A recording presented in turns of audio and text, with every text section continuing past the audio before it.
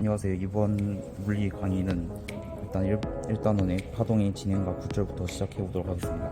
먼저 파동은 한 곳에서 생긴 진동이 주위로 퍼져나가며 에너지를 전달하는 현상을 말하고요. 그리고 파동이 발생한 시점은 파동을 전달하는 물질을 내질이라고 합니다. 파동이 전파할 때는 에너지가 이동하고 내질은 제자리에서 진동만 할 뿐 파동과 함께 이동하지 않습니다. 다음으로 파동의 종류에는 파동의 진행 방향과 내질의 진동 방향의 관계에 따라 행파와 전파로 구분되는데, 행파는 파동의 진행 방향과 내질의 진동 방향이 수직인 파동이고, 전파는 파동의 진행 방향과 내질의 진동 방향이 나란한 파동을 말합니다. 예시로는 전자기파가 있고 지진파의 S파, 그리고 물결파 등이 있습니다. 전파에는 음파, 지진파의 P파 등이 있습니다. 다음으로 파동의 요소를 봅시다. 일단 먼저 마루와 볼에 대해서 보면, 행파와 파동이 가장 높은 것이 마루고 가장 낮은 것이 볼입니다. 다음으로 진폭은 진동 중심에서 마루 또는 볼까지 거리를 말하고, 파장은 이웃한 마루와 마루 사이의 거리를 말합니다. 주기는 내질의 한 점이 1에 진동하는데 걸리는 시간을 말하고, 진동수는 내질의 한 점이 1초 동안 진동한 횟수를 말합니다. 주기와 역수 관계입니다. 이상은 내질의 각 점들의 위치와 진동 상수에 나타내는 물리량을 말합니다. 파동은 내질의 변이를 위치 또는 시간에 따라 그래프로 나타낼 수 있습니다. 이렇게 변이 위치 그래프와 변이 시간 그래프로 나타낼 수 있습니다.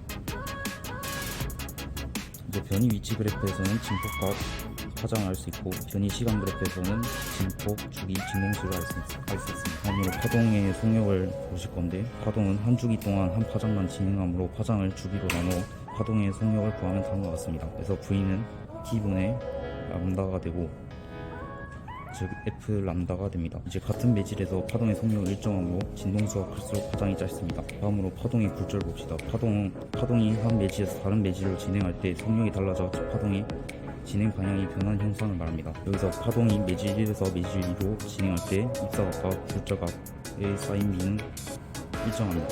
또 두 매질의 파동의 속력 V1과 V2는 파장 람다1과 람다의 2의 B도 일정합니다. 다음으로 파동이 굴절할 때 파동의 속력과 파장은 변하지만 진동수는 변하지 않습니다. 빛의 굴절에서 매질에서 빛의 속력 V에 대한 진공에서의 빛의 속력 C의 B를 그 매질의 굴절률이라고 합니다. 그래서 N은 V분의 C가 되고요. 그리고 굴절 법칙, 스넬 법칙이라고 하는데, 굴절률이 N인 매질 1에서 굴절률이 N2인 매질 2로 빛이 진행할 때 다음과 같은 관계가 있습니다. 이제 넘어와서 자연에서의 굴절 현상을 한번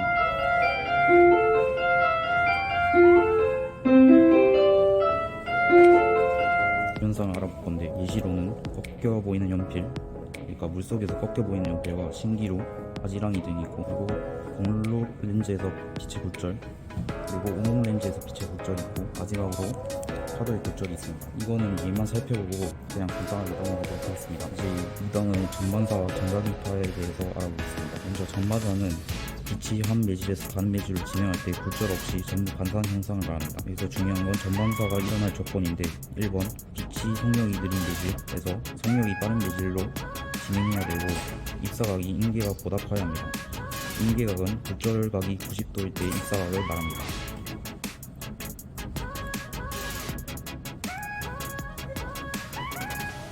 빛이 굴절률이 N인 매질에서 굴절률이 약 1인 공기로 진행할 때 입사각이 인계각 RC의 경우 굴절각이 90도이므로 인계각 RC는 다음과 같습니다. 따라서 매질의 굴절률 N이 클수록 인계각 RC는 작습니다. 그리고 일반적으로 빛이 굴절률이 N에서 매질에서 굴절률이 N이 2인 매질로 진행할 때 인계각 RC는 다음과 같습니다. 따라서 두 매질의 굴절률 차가 클수록, 즉 N이 N2보다 클 때 N이 1이 더 클수록 N2가 더 작을수록 인계각 RC는 작습니다. 이제 다음으로 전반사의 특징은, 전반사를 이용하면 빛의 세기를 약화시키지 않고 빛의 진행 경로를 바꿀 수 있고 빛을 멀리까지 보낼 수 있습니다. 생활 속에서는 어떤 게 있냐, 쌍안경, 그리고 전반경, 광섬유를 이용한 장식품, 내시경, 다이아몬드, 광케이블 등이 있습니다.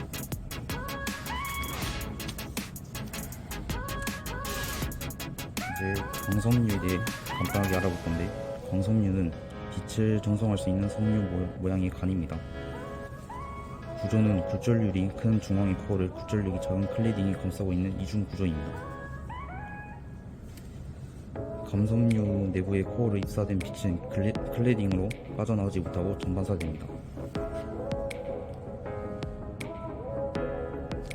이제 다음으로 광통신은 음성, 영상 등과 같은 정보를 빛신호로 변환한 후 빛의 전반사를 이용하여 광 케이블로 동성한 통신 방식을 말합니다. 이렇게 과정이 되고요. 이제 통신기는 방송하고자 하는 정보를 담은 디지털 전기 신호를 빛신호로 변환하는 역할을 합니다. 이제 광섬유는 빛신호를 전송하는 역할을 하고, 수신기는 빛신호를 다시 전기 신호로 변환하는 과정을 거쳐 원래 음성 및 영상 정보를 분리해내는 역할을 합니다. 이제 광통신의 장단점이 이렇게 있는데, 대표적인 거 보면 내부 전자기파에 간섭을 받지 않아 저음과 혼선이 없으며 결정이 어렵습니다. 그리고 단점으로는 광섬유는 화재나 충격에 약하고 한번 끊어지면 연결하기 어렵다는 단점이 있습니다. 광통신의 발달함에 따라서 광섬유의 투명도와 전폭기 기술 개발로 현재 초고속 전무 통신망뿐만 아니라 각 국가와 대륙을 연결하는 해적 광 케이블로 장거리 광통신이 가능하게 되었고, 최근에 짓는 아파트와 같은 건물은 각 세대마다 광섬유가 연결하도록 되도록 하고 있습니다. 다음으로 전자기파는 전기장과 자기장의 세기가 시간에 따라 변하면서 공간으로 퍼져나가는 파동입니다. 영국의 과학자 맥스웰이 전자기 현상에 대한 연구를 통해서 전자기파가 존재한다고 예측했고, 독일의 과학자 헤르츠가 실험으로 확인을 하였습니다. 전자기파의 진행은 전기장과 자기장이 진동 방향이 각각 수직으로 진행합니다. 즉 팽파입니다.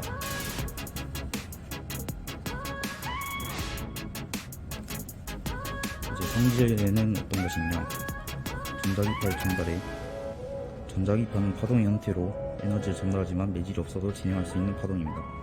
속력은 진공에서 전자기파는 파장에 관계없이 빛의 속력과 같은 약 30만 킬로미터의 속력으로 진행합니다.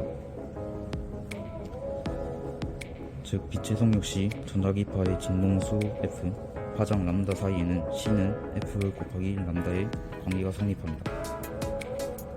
이제 전자기파의 에너지는 전자기파의 진동수가 클수록 에너지가 큽니다. 파장이 짧을수록 에너지가 큽니다. 다음으로 전자기파의 종류는, 일단 전자기파는 진공에서의 파장에 따라서 다른 성질을 나타내는 파장에 따라 구분합니다. 이제 비슷한 성질을 가진 전자기파를 파장별로 구간을 나누면 파장은 감마선, X선, 자외선, 과시광선, 전위선, 마이크로파, 라디오파 순이고, 전자기파의 파장이 짧을수록 직진성이 강하며 파장이 길수록 매지에서 멀리 전파됩니다.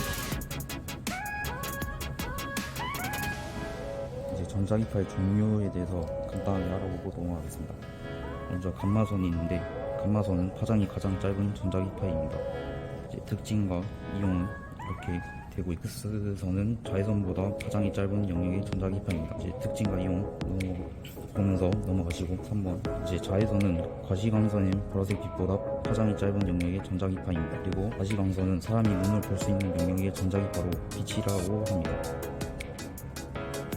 이제 5번 적외선은 과시광선의 빨간색 빛보다 파장이 긴 영역의 전자기파입니다. 이제 6번 전파에서 일단 마이크로파가 있고 라디오파가 있는데, 마이크로파는 적외선보다 파장이 긴 영역의 전자기파입니다. 그리고 라디오파는 마이크로파보다 긴 파장의 전자기파입니다. 전파 중에서 파장이 짧은 영역을 마이크로파라고 하고, 이제 파장이 긴 영역을 라디오파라고 합니다. 이제 마지막 한 단원 파동의 감소에 대해 알아보겠습니다.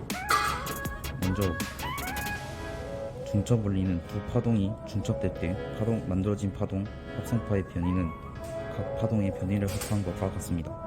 이제 파동의 독립성은 두 파동이 만나 중첩된 후 각각의 파동은 다른 파동에 영향을 주지 않고 원래 파동의 모양을 그대로 유지하면서 독립적으로 진행하는 성질이 있습니다. 파동의 간섭에서 파동이 중첩되어 진폭의 변화는 형상을 말하고, 이제 진폭은 커지거나 작아집니다. 여기서 보강 간섭과 상세 간섭이 있는데, 보강 간섭은 두 파동이 같은 위상으로 만나는 것인데 합성파의 진폭이 커집니다. 이제 상세 간섭은 두 파동이 반대 위상으로 만나는 것인데 합성파의 진폭이 작아집니다. 다음으로 물결파의 간섭에서 두 전파원 S1, S2에서 진폭과 파장, 진동수와 같은 물결파를 같은 위상으로 발생시키면 그 물결파가 간섭하여 진동이 크게 일어나는 부분과 진동이 거의 일어나지 않는 부분이 생깁니다. 구분은 이렇게 하실 수 있고, 보강 간섭이 일어나는 지점에서는 두 파동으로부터 경로차가 반파장의 짝수비입니다. 상세 간섭이 일어난 지점에서는 두 파원으로부터의 경로차가 반파장의 홀수비입니다. 다음으로 소리 간섭에서는 두 소리가 만나면 간섭이 일어나 소리 크기가 변한다고 합니다. 보강 간섭이 일어나 공기 진폭이 크면 큰 소리가 나고 상세 간섭이 일어나서 이제 공기 진폭이 적으면 작은 소리가 나게 됩니다. 다음으로 빛의 간섭에서는 이제 얇은 막의 윗면에서 반사하는 빛과 아랫면에서 반사하는 빛이 간섭을 일으킬 때 얇은 막의 두께와 보는 각도에 따라 경로차가 달라지므로 보강 간섭을 하면 이제 빛의 색깔도 달라집니다. 단색광일 경우에는 빛의 밝기가 달라집니다. 마지막으로 간섭을 활용한 장치 예시를 간단히 알아봅시다. 일단 소음 제거 장치가 있고 무방사 코팅이 있고 홀로그램이 있습니다. 일단 이렇게 간단하게 이제 설명이랑 보시면 될 것 같고 이런 예시도 한 번씩 읽어보시면 될 것 같습니다. 이제 마지막으로 간섭의 활용과 현상을 보시면 이제 예시로 여러 가지 악기가 다 있고 공연장에서 설계, 그리고 DVD의 정보 재생, 그리고 모르포, 나비 이렇게 예시가 나와 있습니다. 마지막으로 개념 확인 문제 풀고 마치겠습니다. 먼저 파동의 무슨 원리라 했는데 이제 두 파동이 중첩될 때 각 지점의 변이가 그 점을 지나는 두 파동의 변이에 각각 같아지는 원리를 이제 중첩 원리라 합니다. 다음으로 파동이 무슨 성질인데 중첩되었던 두 파동이 중첩되기 전에 파형을 그대로 유지하면서 원래의 방향으로 계속 진행하는 성질, 이것은 독립성입니다. 다음으로 파동이 중첩되어 진폭이 변하는 현상을 파동의 간섭이라 하죠. 그래서 두 가지가 있는데 이제 두 파동이 같은 위상으로 만나 합성파의 진폭이 커진 간섭을 보강 간섭, 이제 두 파동이 반대 위상으로 만나 합성파의 진폭이 작아진 간섭을 상세 간섭이라고 합니다. 물결파의 간섭에서는 보강 간섭을 하면 수면이 크게 진동하여 밝고 어두운 분위기가 나타나고 상세 간섭을 하면 진동하지 않아 밝게 변화가 없습니다. 소리의 간섭에서는 보강 간섭을 하면 소리가 커지게 되고 상세 간섭을 하면 소리가 작아집니다. 예시로는 악기 공면, 그리고 소음 제거 헤드폰 등이 있습니다. 마지막 빛의 간섭에서는 보강 간섭을 하면 밝기가 밝아지고 상세 간섭을 하면 밝기가 어두워집니다. 예시로는 비눗방울의 색, 홀로그램, 무반사 코팅 등이 있습니다. 이것으로 이번 강의를 마치겠고 이제 밑에 문제를 한번 풀어보시면 될 것 같습니다. 감사합니다.